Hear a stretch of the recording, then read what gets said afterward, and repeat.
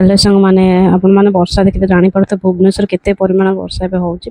तो वर्षा हेले भी आज हम महादेवंकर विवाह उत्सव जोटा कि इंग्राज पाखरे हमर कोन शीतल षष्ठी चलची। तो सिति पे लाइट फाड़ी आपण देखि जानी पड़ते बहुत बढ़िया धूमधाम होउची। तो फास्ट मो भाई की नेकी लटर छाड़िया पे कने तार 11 ट्रेन थिला बोली। तो तापर से फोन करी कहला कि नाही मोर ट्रेन 2टा घंटा पाखा पिक हो। तो बहुत तार सम्मान थिला। तो सेति पे हमें दिवन पछर बाहर के हस्बैंड मु दुकान बंद करी हमें गलु जाई पहुँचिलु 12टा बेले पहुँचिलु। देखिपे रास्ता पूरा फांका ना 12टा बाजलानी फिर भी फांका ना लोक मैंने जावास भी करूँ।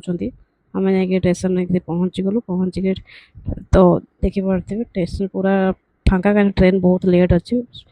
तो से मो हजबैंड आगे चलते कहीं मुझे पाइबी बोली भाविकी से भाव आगे मुझे पाइबी कि न पाइबी से आगे चलते। तो मुझे पछे पछे ही गली जाके आम देखिपे।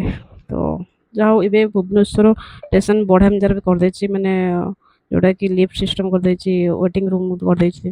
तो ये 12टा बाजिलानी फिर भी लोक मैंने एते मैंने बसी कहीं ट्रेन बहुत लेट अच्छे सब ट्रेन मैंने ये ट्रेन नुह मो भाई भाज समस्त वेट कर भी बसी जाइए। तो मो रूप देखिए जापारे केमती देखा जहाँ भिड कर गोटे जिन मो नजर पड़ा जोटा कि नवीन बाबू समस्त गोटे बैग समस्त साइज